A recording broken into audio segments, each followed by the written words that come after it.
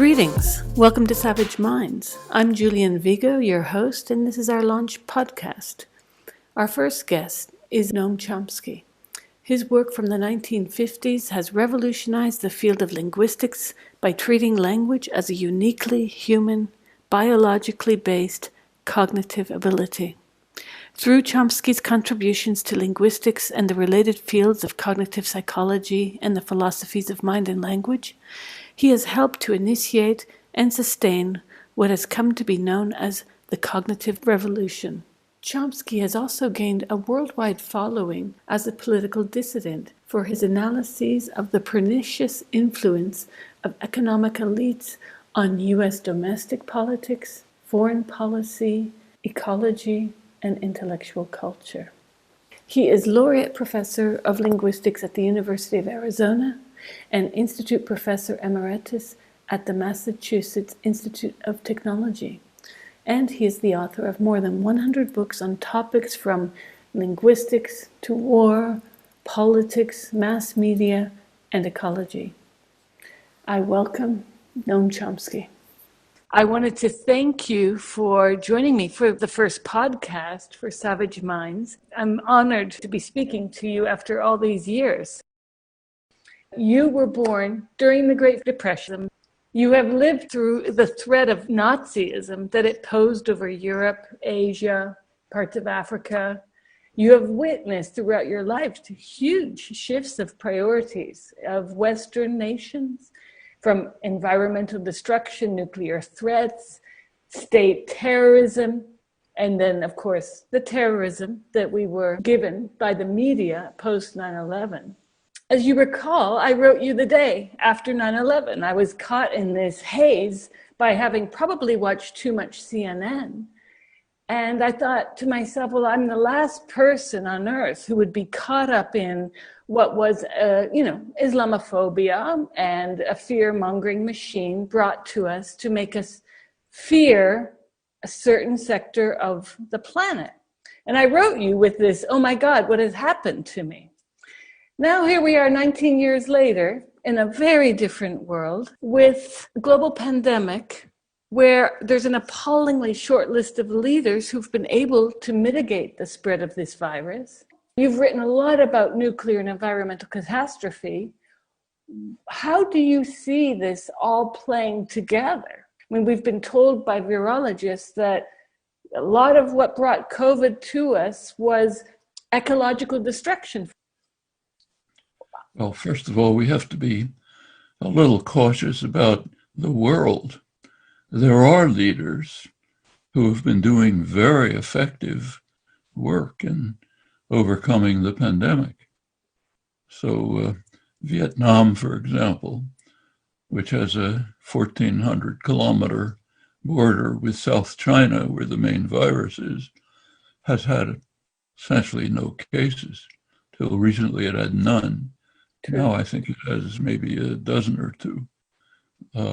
Senegal, poor country in Africa, virtually none. Other countries in Africa have handled it very well. South Korea, which did have a major outbreak at first, very quickly overcame it with effective measures. They now have it under control. China itself, which was where the pandemic was raging in January, now seems to have it under control. The same in Taiwan, in New Zealand, Australia. Europe kind of delayed, but now most of continental Europe has it pretty much under control. The Nordic countries, it's pretty much under control. Sweden was an outlier, but it's now back to the norm. There are countries where it's just raging, totally out of control. If you look at the statistics on the number of cases, there are 3 countries which are way above anyone else. The United States, which is the leader, India, and Brazil. Then well below them, the next place is Russia. Maybe an accident, maybe it isn't. Right. That countries that have extreme autocratic anti-democratic leaders happen to be way in the lead in the pandemic. We can look at the particular measures that they have taken or failed to take, and we can see the reasons. So, for example, in the United States, which has the worst record in the world, and of course, by far the richest country in the world, the best facilities, the easiest position to overcome it, but the worst record. The record is so awful that the major medical journal in the United States, New England Journal of Medicine, which has been around for 200 years and has never made a statement about an election, just came out with a strong editorial saying we have to get rid of the gang in Washington because it's just a disaster for health. So yes, and the same is true in India, the same is true in Brazil. So it's not the case that there are no leaders. There are countries. The facts of the matter are that by January 10th, China had provided the World Health Organization and the entire world with all the relevant information. They had identified the virus, sequenced the genome, gave the information to everyone. Virologists all over the world knew what to do. Some countries, they acted, other countries they didn't. But it could be under control. Now this continues. It's very interesting to look back. First of all, if this pandemic sooner or later will be overcome at terrible cost, mostly needless cost, as we can see from the fact that very poor countries even were able to deal with it very quickly, even though they were extremely vulnerable. So it's a very needless cost. It's due to the malevolence and incompetence of leadership class in a number of countries, primarily United States. So the experiment is more or less over. Right. You can look at the results. There are alternative ways of dealing with it. France had a terrible record, the worst of the ones I mentioned, but that's due to choices that are made. 3 reasons. One is capitalist institutions. The drug companies were not interested because there's no profit. Second, neoliberalism.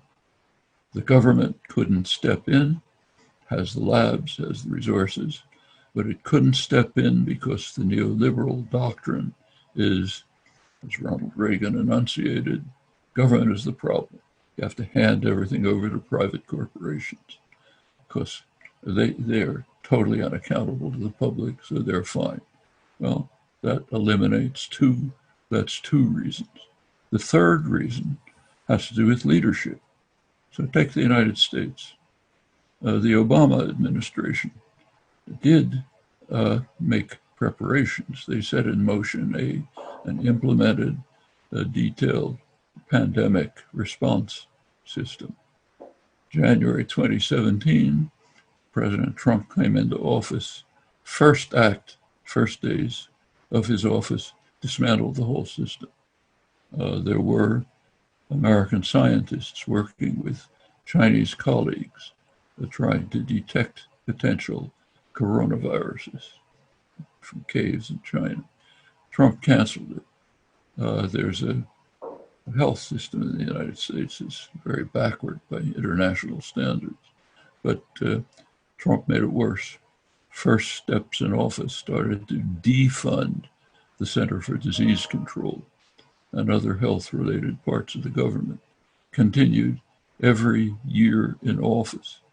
This last February, when the pandemic was already raging, he knew it, he was denying it. He made further, his budget proposal was to defund the Center for Disease Control. You mentioned at the beginning, the early 30s. That's my childhood memories. It was pretty horrible listening to Hitler's Nuremberg rallies over the radio. I couldn't understand the words, but you could understand the mood, the fanaticism, the extremism, the hysteria, applause for the noble leader.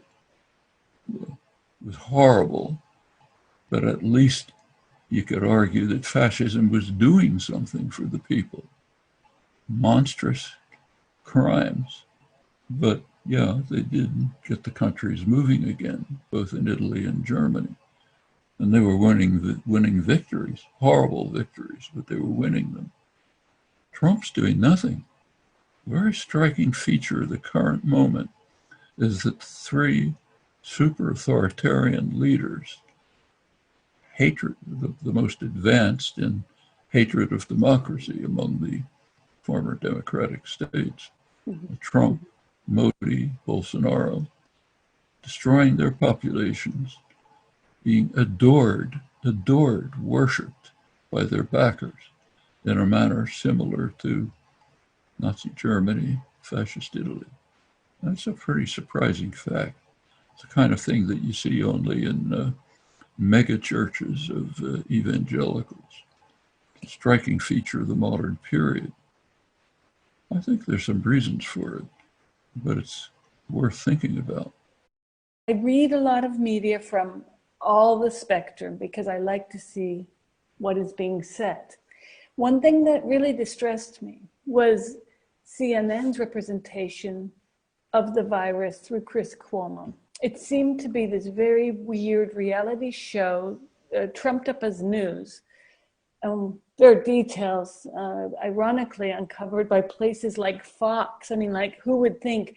Anyways, the entire circus of Chris Cuomo leaving his basement to come out. And, you know, CNN is very, as you know, very anti-Trump. And I'm thinking, wait a sec, the media is having a hand in a bizarre way in Trump's popularity. The more they, even the ones like CNN that dislike him, they've made him into a clown. They've improved his ratings. It's almost no wonder that he was put into the office, because people are given these kinds of protagonists to follow that seem more caricatures than reality. The way that CNN and Fox go at each other, not directly, it's almost as much a problem as the fact that we are given now, post-Sanders, these electoral choices of the least evil once again, right? And I'm a bit dismayed that the media today, like major media I'm speaking of, has not really been able to address some of the problems in its representation, in its hand of making Trump into who he is, even those that hate him. And I'm wondering what the way out is, because we're living in a world where we have major media, independent media, and then social media, which is the new public square, where now free speech is being controlled by private industry. First of all, the major media today, like CNN, which you mentioned, are not very different from what they've been in the past. They're based, of course, they're highly supportive of state power, corporate power, business power. That's the framework in which they work. But allow some degree of independent voices. It's been true in the past, still true. Fox News is something quite different. The Murdoch media all over the world don't even pretend to be anything remotely like independent media. They don't even pretend.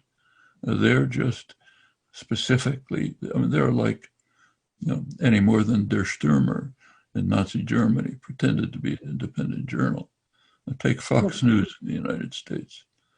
It's an echo chamber for the far right. Trump says something, gets repeated with awe and reverence by Sean Hannity, the rest of them that evening. Trump listens to it the next morning and repeats it.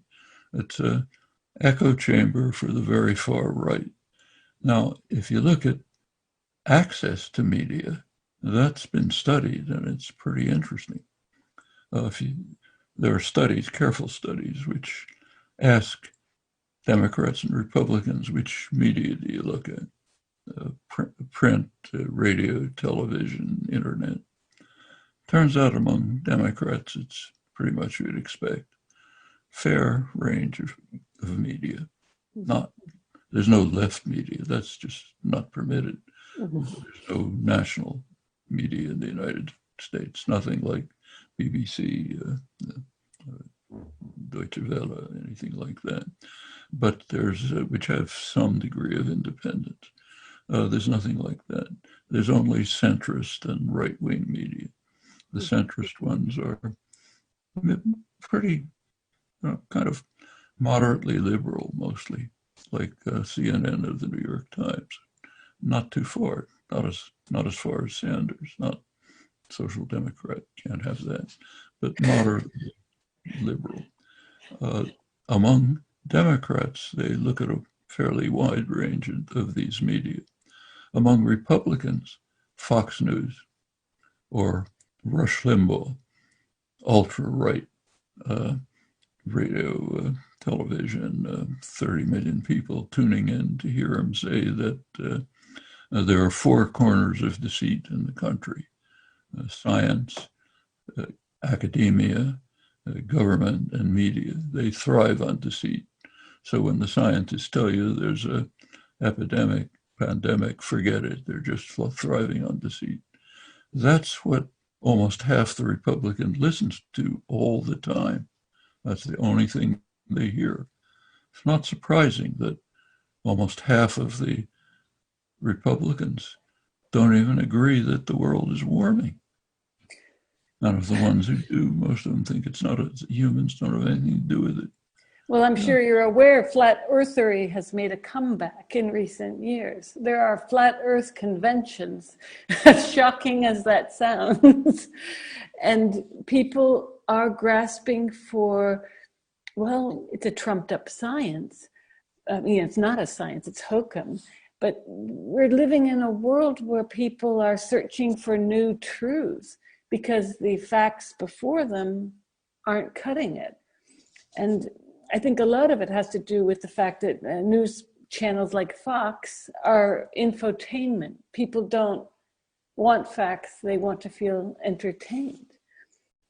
I mean, there's a lot to say about the media and what's wrong with them, but I think that's not going deep enough. It's the same as with the pandemic. If we want to know the reasons, we look at what I mentioned before, capitalist logic and the hammer blows of the neoliberal version of capitalism, which made it much harsher and more brutal. Those are the fundamental issues. And the same is true about what you're now saying, people looking for answers. Yes, when the world falls apart, you look for answers. What are the answers? There are answers, but people aren't seeing them. No. Let's just take the neoliberal assault of the last 40 years. It started with basically two principles that were stated very clearly. Ronald Reagan, Margaret Thatcher, government is the problem. Got to get things out of the hands of government. Government is somewhat responsive to the population. Got to get rid of it. Move things into the hands of private power, totally unaccountable to the population. What does private power do? Well, the economic guru of neoliberalism, Milton Friedman, highly regarded, 1981, right at the beginning, came out with a major article, said the sole responsibility of corporations is to enrich themselves. Nothing else. They have no responsibility to the workforce, to the community, to the world, anything else. So put these two things together, everything must go into the hands, decision-making must go into the hands of private corporations, which have no responsibility except to enrich themselves. What do you expect to come out of this? Well, pretty obvious. Actually, we have measures of it now. In the United States, the Rand Corporation, ultra-respectable, independent research agency, quasi-governmental, just came out with an estimate of how much money was, as they put it, transferred. I would say stolen, but how much money was transferred from the working class and the middle class, lower 90% of the population, to the super rich during this 40-year period. Now, their estimate is $47 trillion. And that's an underestimate because it leaves out many things. So yes, people have been hit by the super rich robbing them of $47 trillion or more. They may not know that, but they know that their lives have stagnated while there's extreme wealth. So they're angry. They have been hit. They want answers. They're not getting them. They're not getting this answer. They're not being told that the problem is, first of all, capitalist logic, second, not just for the pandemic, for many other things, and second, the super extreme version of capitalist savagery called neoliberalism. That's where we should start. Then you get to Fox News and CNN. Being raised in North America, you're made to think that you make money because you deserve it, right? That's a huge part of the ethos of the, let's say, Americans and even Canadians, even though Canada has medicine going for it. And I was looking back at an interview you gave recently where you said socialist means anything left of Attila the Hun, which made me laugh. But I was then thinking about how the right, or the Republicans themselves, used to be far more socialist. Point in case, when Bernie Sanders quipped during one of the debates that he wouldn't raise taxes as much as Eisenhower, he was precise. I went and Googled it, and sure enough, Eisenhower was taxing the top marginal tax rate at 91%. So people who in the 1950s were earning $200,000 or more were taxed at 91%, which resembles nothing of Reaganism, nothing of anything since, even by Clinton or Obama. People are not left with this sense of community in North America so much because we're taught each one for themselves. I mean, the neoliberalism we know from Milton Friedman, but there's a social aspect of neoliberalism, which is very much caught up in me, myself, and I. And you have very popularly critiqued postmodernism, and the downfall of postmodernism is, in fact, in recent years, a focus on selfhood and identity politics. And I'm wondering if you might speak to this, where we sort of lost the sense of community, which capitalism wants to get us away from, right? And then the sense of the self that's coming out of, bizarrely, the left. The left has been focusing more on identity politics than on class. Well, it's true that the capitalism in general and the neoliberal assault in particular that do want to undermine community. That's quite explicit. You recall Margaret Thatcher in her opening remarks saying, "There is no society. There is no society." Unwittingly, I'm sure she was paraphrasing Karl Marx, who condemned the autocratic societies of rulers of his day by saying they want to turn the population into what he called a sack of potatoes, isolated, atomized individuals who cannot join together to pursue not only their own interests, but the common good, and are subject to the rules of autocrats. That's Thatcher. That's Reagan. That's neoliberalism. Population should be a sack of potatoes. Now, we shouldn't create illusions about the past. The liberal version, in the US sense, kind of social democratic version, is not that different. The standard liberal theory of democracy, I'll quote Walter Lippmann, the leading public intellectual of the 20th century, Wilson, Roosevelt, Kennedy, liberal, wrote extensively about politics, highly regarded on the liberal left.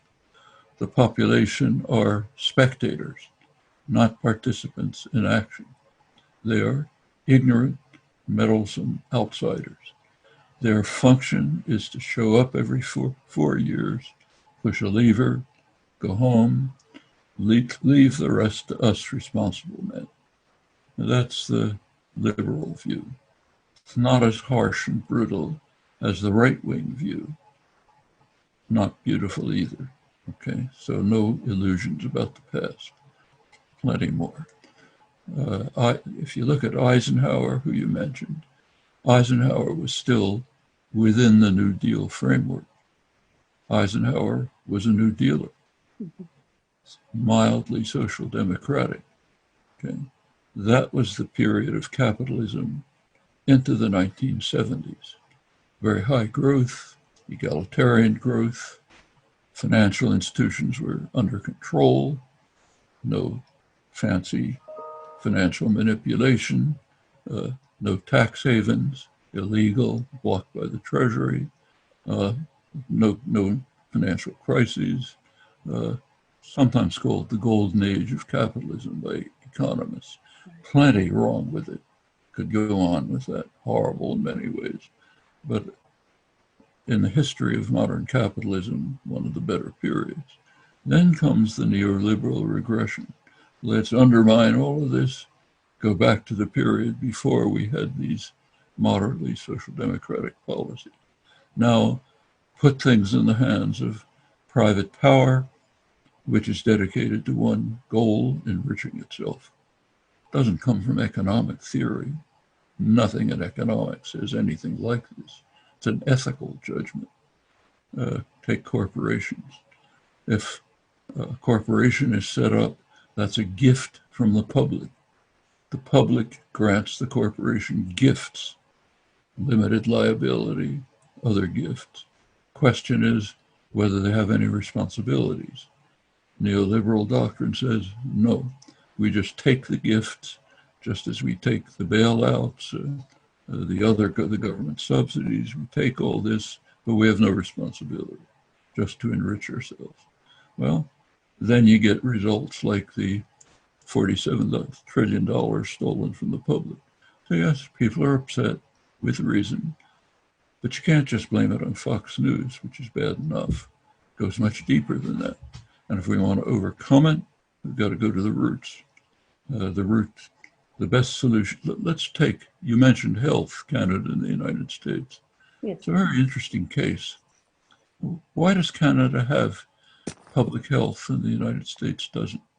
Two very similar societies. Well, you go back to the 1950s, you can see the reason. There's a labor movement, or was a labor movement. It's been crushed by neoliberalism, pretty live and vibrant in the 50s and the 60s. The very same union, say the United Auto Workers, same union in Canada and the United States, took different positions on health.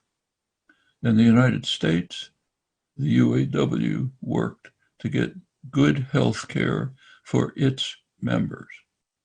And in fact, the members of the UAW, in a kind of class collaboration period, got pretty good health care in return for abandoning any effort at control of the workspace. Okay. Mm-hmm. Canada, the same unions took a different position. They called for health care for everyone. Well, that's one that continued. It's one of a number of factors that led to the fact that Canada has a system of public health care. It's not the best in the world by far, but relatively decent. The United States has a disaster. The healthcare system is about, the costs are about twice as high as the other OECD countries, rich countries. The outcomes are among the worst. In fact, contrary to belief, the United States has a universal healthcare system. It's called emergency rooms. If you can drag yourself to an emergency room somehow, they'll take care of you. It may take a couple of days, but they'll take care of you. Often very good care. It's the cruelest, most costly, most savage form of universal health care that exists. It's not that alternatives are impossible. It's not that the population doesn't want alternatives. The population has been calling for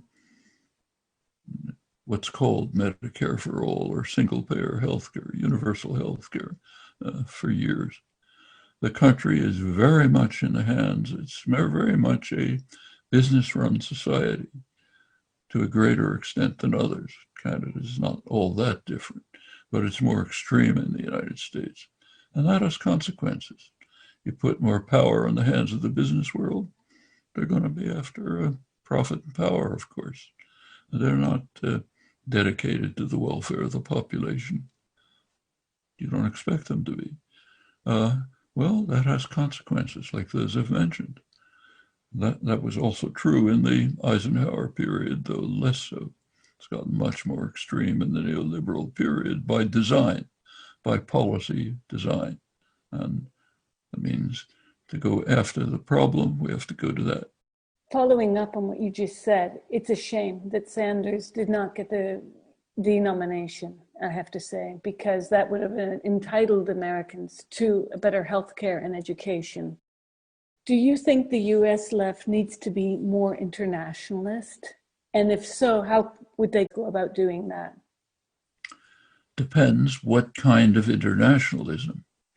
If it's the kind of internationalism that says, let's devastate and destroy Indochina, let's impose brutal dictatorships all over the Western Hemisphere and overthrow popular governments, let's crush Cuba because of its successful defiance, that's the official term, successful defiance of US policy. If it's the kind of internationalism that says, let's invade Iraq and destroy the country and spread ethnic conflict all over the region, no, that's not the kind of internationalism we want. If it's the kind of internationalism which says, let's cooperate with other countries in overcoming the dire threat of environmental catastrophe, let's join with other countries in an international consortium to try to deal with developing vaccines and ensuring that the poor get some access to them, things like that. Yes, that's another kind of internationalism which we should have. It's a question of which kind. And my last question is the US left. I've been really troubled that the left has left material analysis of capitalism. We've pretty much abandoned it, the focus on identity politics. One of the questions, though, that has come to me is the US left's turn away from materialist feminism to support sex work, surrogacy, and pornography. Now, I know these are not topics you usually discuss, but these are issues that are coming out as now we are seeing a rise in surrogacy, where India, even under Modi, turned away international surrogacy. This has become something that's been boosted in Western Europe and the US and Canada. Sex work, the same thing. Even though the rates of human trafficking are not getting better, they're getting worse. What is your take on this? How might the left address feminist concerns? The left should take feminist concerns very seriously, of course, as it has. Now, that's a big change since the 1960s. Great increase in concern over feminist issues.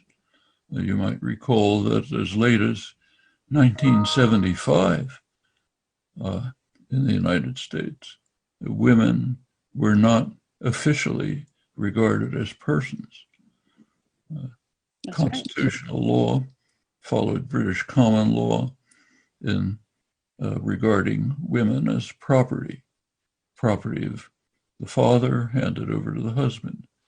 Of course, it changed over the years, but it wasn't until 1975 that the Supreme Court officially said that women are peers. They have guaranteed right to appear in federal juries, their peers. Of course, that didn't end the problems. Now, when you turn to specific things like, say, sex workers and pornography, what I think the left should be concerned with is removing the social and conditions, social and economic conditions that lead these to develop. But if they're there, have to be treated like other people. I don't think you should punish people for moving into these professions. I think you should try to set up conditions in which they don't do it. That's different. Yes. But as far as identity politics are concerned, it's a complex issue. There are very positive reasons for it. There are issues of race, gender, others, which have to be seriously dealt with. Take so-called race. I mean, pretend it exists for a moment as a sociological category. So let's accept it. We've had in the United States 400 years of vicious repression of people on the basis of race. Worst, most horrendous system of slavery in human history. Large part of the basis for our economic growth and prosperity, followed by years of semi-slavery and a hideous legacy going to today. Women in subordinate controlled positions, as I said, not even officially persons until recently. Yes, all of these are major issues and they extend to other groups. So identity, what's called identity politics, is in its essence raising crucial issues to the level at which we ought to deal with them. Now, like any social movement, you pick it. You can find extremes which go beyond what they should. That's grist for the right wing, to tar the whole movement with excesses at the fringe. Okay? It's a problem within the movements to control them themselves. But true. Identity politics, you just can't talk about generally. True. But what concerns me is that we're seeing a rise of, like when you said, if we can speak about race, we know that Darwin discounted race as a possibility amongst humans. He even made fun of people who thought that there were races amongst humans. Similarly, for feminists who are dealing with gender ideology and saying, hey, wait, we're not a feeling, we're not vestiture, we're just like everyone else. We're coming to a point in our modern history where people are trying to either combat stereotypes or meet them, hence the identity part. And it's caused real rifts in certain communities. Obviously, the legacy of our country, not only slavery, but Jim Crow, racism, inequalities of all sorts, 9/11, Muslim sentiment that we saw, it was awful. That's not debatable. But now we're coming to a point in this almost resurgence of wanting to recreate what Anthony Appiah writes in My Father's House. He talks about racialism, that we're going almost back, 360 to understand ourselves uniquely as races. Again, a fictional construct, or as a gender identity. What does that mean to feel like a woman? I mean, can I feel like Noam Chomsky? Can I feel like, I've had several children. I don't know what feeling like a woman actually means aside from stereotype. And I worry that the left has been so ingrained in reviving some kind of authenticity back to CNN and Fox, where you have a huge portion of the population today, especially millennials, who are facing no future. They know there's no job for them. They know they can study all they want, and they may very well be baristas at Starbucks for life. And I wonder if identity politics isn't becoming a gap filler, almost in a sense that we have before us, a kind of spiritual vapidness, in our culture, in our society, in our world, where we have lost the means of enlightenment, not just human kindness, but actual discussion. So if I say something that someone doesn't like on Facebook, I can be trolled, I can be reported, I can be lifted off Facebook because I say something that someone else does not agree with. That does not threaten life. So you see what I'm saying is, I worry that we've been caught up in the way that we want the world to see us, or our own discourse as being completely and accurately, you must agree with me, or all political discussion fragments, which we see on social media. It's insane. There's very little tete-a-tete speaking. People don't speak with each other, they speak at each other, if you know what I mean. That's a problem that people have to overcome. There's no law that can change that. These are matters of consciousness, awareness, education, interaction, discussion, to try to improve the social community. Personally, I don't use social media at all, so I can't really comment on them, but I'm sure there are things there that should be overcome. These, in my view, these are, I agree, are problems. I don't think there are major problems. Our major problems, let's go back to what they are. We are in a moment of history where within this generation, your generation, a decision has to be made as to whether human society is going to persist.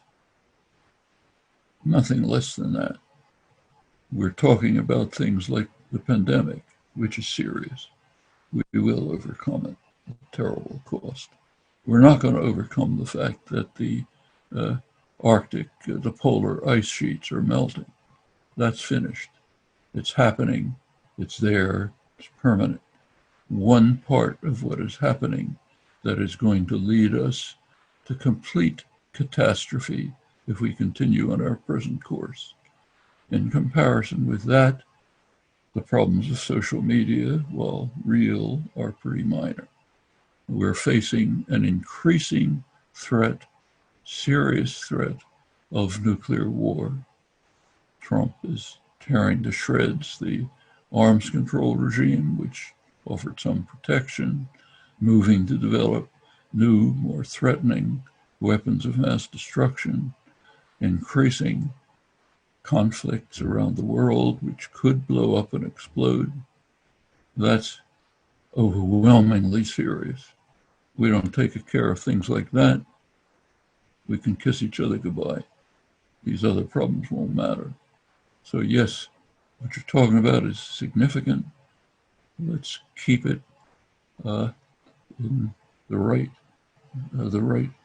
give it the right proportion among the problems we face. Noam Chomsky, thank you very much.